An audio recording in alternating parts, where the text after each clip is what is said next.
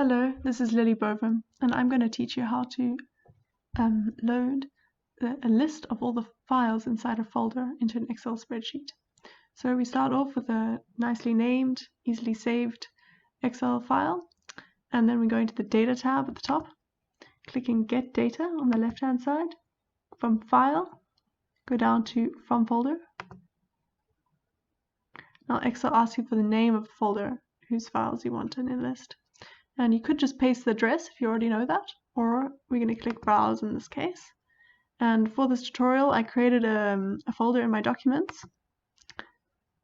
So I'm going to my documents, and I called it Statistics Worksheets because that's what we work with, right? So we're going to get a list of all the files that are in the subfolders, data, some photos, and worksheets and solutions, and any files that are in the overarching Statistics Worksheets folder. Click OK. Click OK again. Now, this is a preview of all the different files and their attributes. So if you're satisfied with this, you can click Load. But I'm going to click Transform Data because some of these columns I'm not interested in.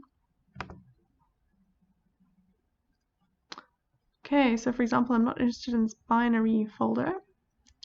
So I'm clicking Remove Columns. I'm also not interested in the date this file was accessed or the data is modified. So I'm clicking Remove Columns. Then I'm very interested in the folder path, so I'm going to drag that over to be the first column that comes up. There we go. Then you click Close and Load.